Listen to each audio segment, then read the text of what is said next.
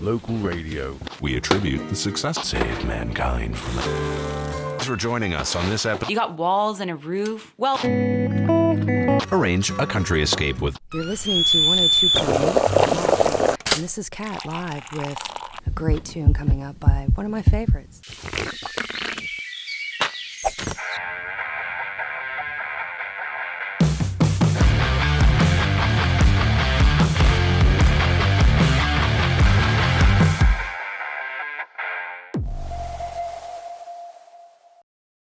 What's up guys, Steve Grindle here. Welcome to the video. As you can see, puffer jacket on, nice and cold here in Adelaide at the moment, middle of winter. I've got my trusty Nikons with me today, and today we're going to do the 5-shot challenge. 5 great photographs within 5 minutes walk of my house. Let's do it.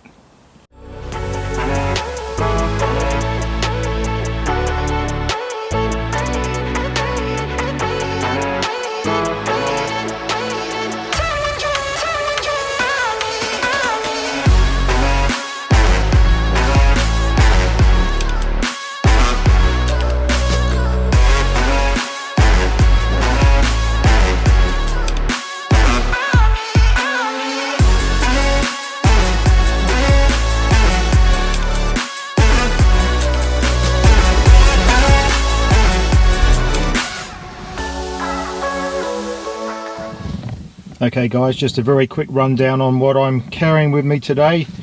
My trusty Nikon D600 full frame sensor camera, Nikon 20mm f2.8 lens, my old D lens, I use this for landscapes a lot.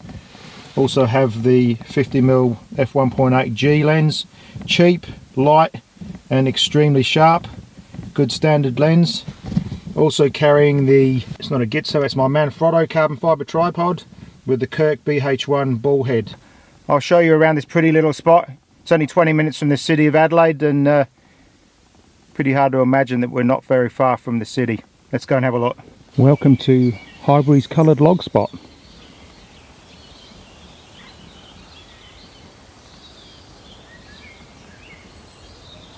As you can see, perfect overcast conditions. This is exactly what we want to shoot this sort of thing. Okay, we are all set up.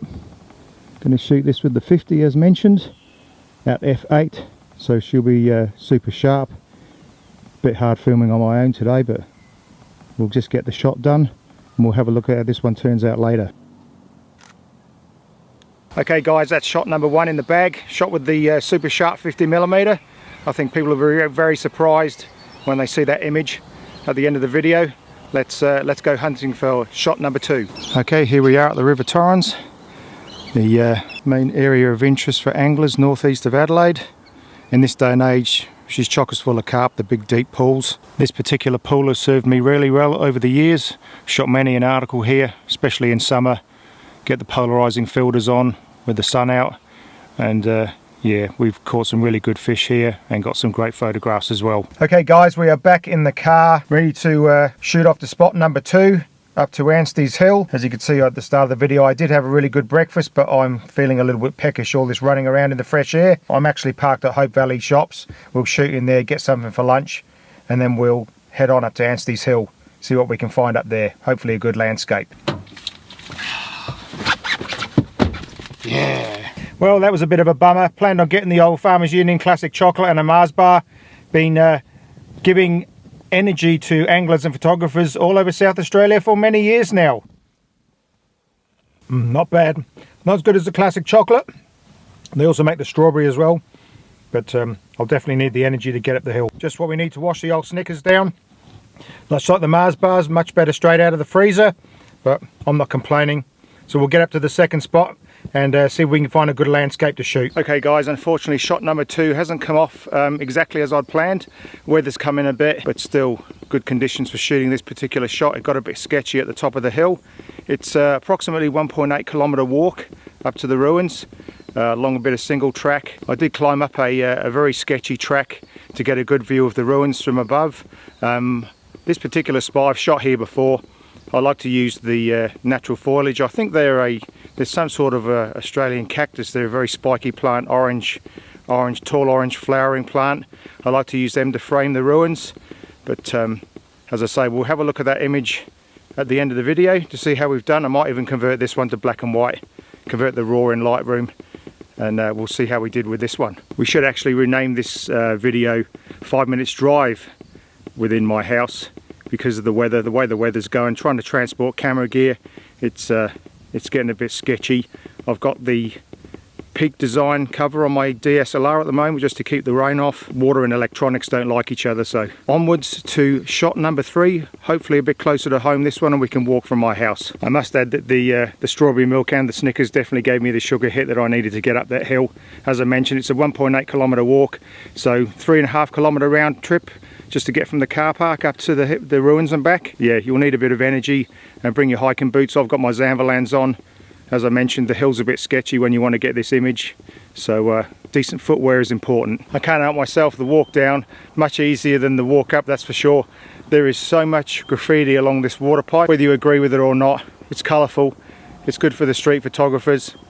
I'll take a few sample photographs just on the way down for posterity. This particular one behind me says, "Will you marry me?" No, I can't, I'm married.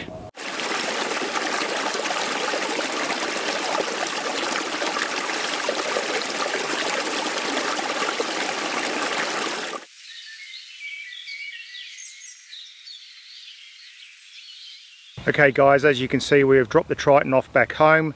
I have come for a quick walk to the end of my street. This section of the river is approximately 1 kilometre upstream of where we shot the first image, the Highbury coloured log spot. Full disclosure, I've already shot image 3. You don't need to see me perched behind a tripod for every shot. I would rather talk about the fishing in this section of the river. Thankfully, the vast majority of the pools along here are pretty much devoid of carp.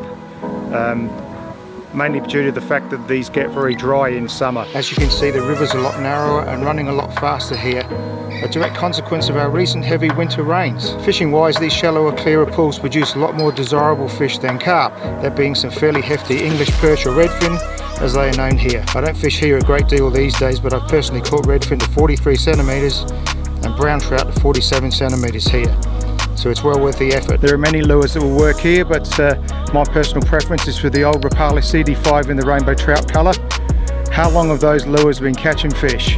I think I bought my first one when I was 14 years old. Okay guys, we are 3 shots into the 5-shot challenge. I think even though we've been shooting the natural world, I think we need to mix things up a bit, and the next shot I think we'll try an Insta style with one of those funny little pop funk toys that the kids love.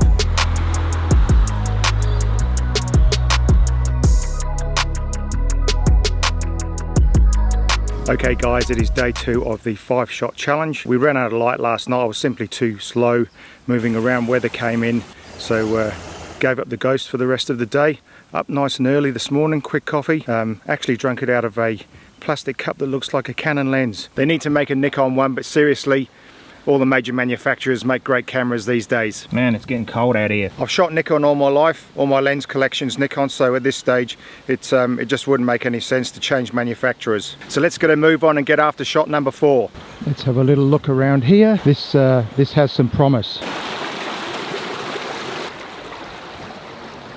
Okay, I have found a really interesting little patch of rocks that will suit my purpose. Unfortunately, we're going to have to wait until later on this afternoon. Rain forecast this afternoon. We need that low contrast light for what I have in mind.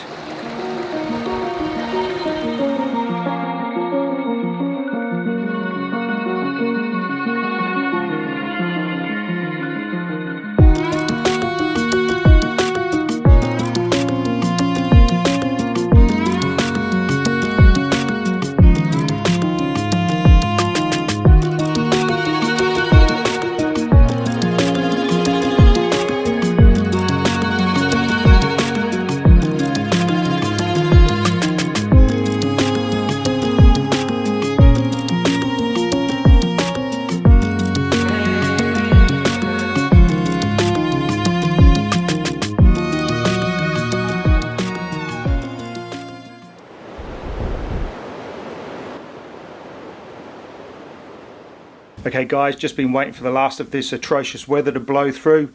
Enjoyed a quick coffee on the porch. Local brew of course, the old Brasilia. big factory only 10 minutes from my house where they make that beautiful stuff. So once we get our break in the weather, we'll head on back down the river and see if we can get our little shot number 4. But just before we're waiting for that break, we might have a little look at the last 2 remaining angling options in the northeast of Adelaide.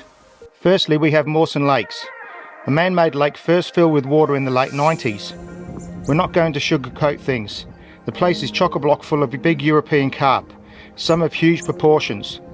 I've personally heard of at least 3 fish over 10 kilos, with one going mid-12 caught from here in the last 18 months, so they are getting to some pretty impressive sizes these days. It's a fairly big lake complex, with plenty of little bays, nooks and crannies if you will, for the carp to get up in and feed in. All the usual baits work here, although I will say I've personally found that once the small fish move in, corn does not last long on the hook, and then you're not fishing. I like using chunky bread balls for bait, spiced up with scents like honey, almond or vanilla essence, and even condensed milk works really well. Use decent sized hooks around a size 6 to a 2 if you like using bigger baits, and make sure they are a strong, chemically sharpened pattern. The fish here don't muck about when they take the bait and will simply run off.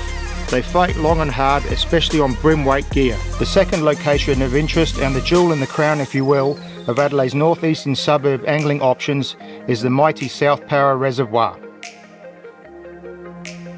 Offering both land-based and kayak fishing options, this place is a playground for anglers wanting to tangle with Australian native species, such as Murray cod and golden perch on lures.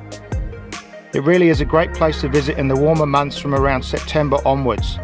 Carrying a wide range of lures from service to deep divers, spinner baits and vibration baits will cover most scenarios. Please remember it's a privilege to fish these places, so take any litter you find out with you. I release all my fish, but keep in mind the daily bag limit on the golden perch, and be aware there are safe handling rules in place to correctly look after and release the protected Murray cod. The cod here are really starting to take on some stunning markings. They are a truly iconic species, well worth the status they hold for freshwater anglers all over the country.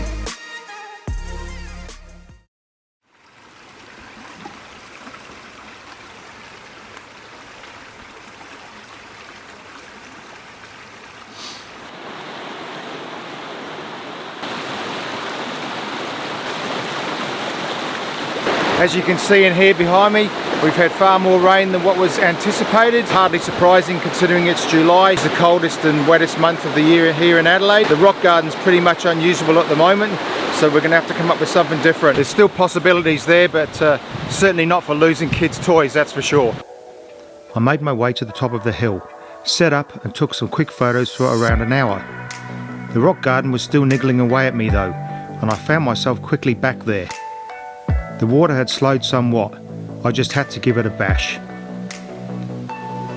Anytime you have the opportunity to shoot moving water is always exciting. Shoot at small apertures.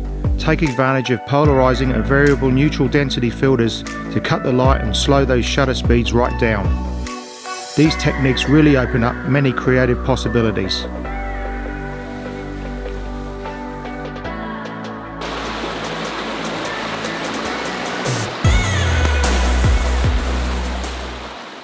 Okay guys, shot number 4 is done, dusted and in the bag. Not really sure how I feel about those, but we'll soon find out. The pipe pool behind me caught and released a beautiful brown trout here one year. Okay guys, got to keep moving, try and find our 5th and final image. Guys, I've made it back to the rock garden, and as you can see, this shows you exactly how quickly this place can change. Absolutely amazing. First it's 1 minute it's running super quick. Next minute now, there's hardly any water here. I'm really itching for another coffee, so I think we should get into doing a coffee sequence. Yeah, this'll do.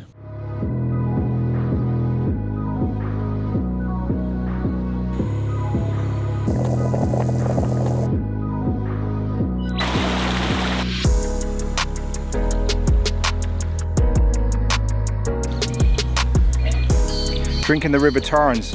Even Peter McKinnon hasn't had a coffee from Adelaide's river torrens. I don't think it's as good as Moraine Lake though. Image number 5 is in the bag. I've just shot off a really quick product shot with the 85mm f1.8, just of the the coffee making sequence, probably at the point where we need to wrap up the video. So without further ado, and the moment you've all been waiting for, here are our 5 images that we have made together today.